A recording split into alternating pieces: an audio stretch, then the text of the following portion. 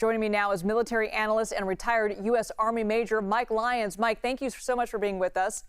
An aircraft carrier with 4,500 people on board, B-1 bombers near Venezuela, all this to attack small boats suspected of smuggling drugs.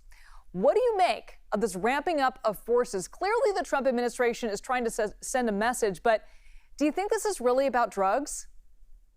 Good evening, Elizabeth. I believe it's much a performative act right now, and it is. It's about projecting power. But now, when you bring this carrier strike group in here and have established a formal task force, this is now combatants' war. And anything the military does, they're going to look at through the lens as they're going after enemy combatants. And what that means is similar to the way the United States went to war with ISIS in the early part of the century.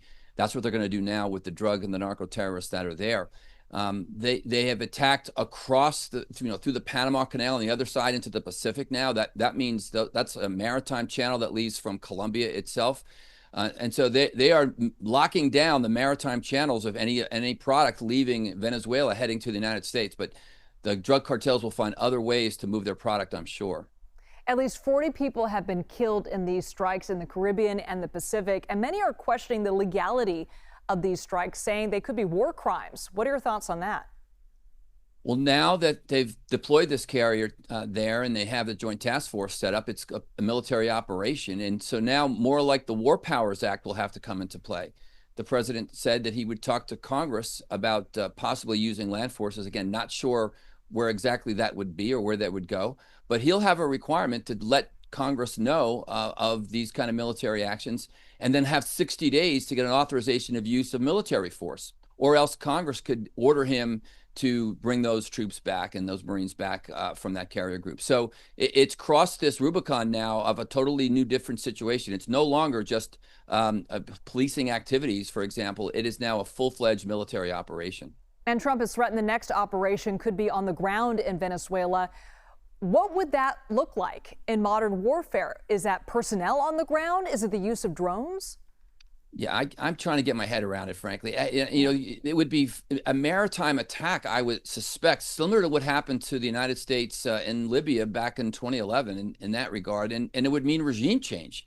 Now, Venezuela has a very significant military. It wouldn't be an easy operation or so. It would take a few weeks in order to knock out all their air defense systems and to go after some of the other capability that they have. We would use special operations likely to go inside the country, but it would mean regime change. But the bottom line is the farmers in Colombia, where the cocaine is manufactured, still survive. So I don't know specifically what that means is we're going to go in on the ground because I don't see a place to invade, and there's no army that's going to be there that we can use. It's all Marine. So it's a maritime activity at this point. But the bottom line is I just don't see a military solution to this problem right now. Well, President Trump has said he doesn't intend to make a regime change or force a regime change in Venezuela. But if it escalates to that point, what would that even look like?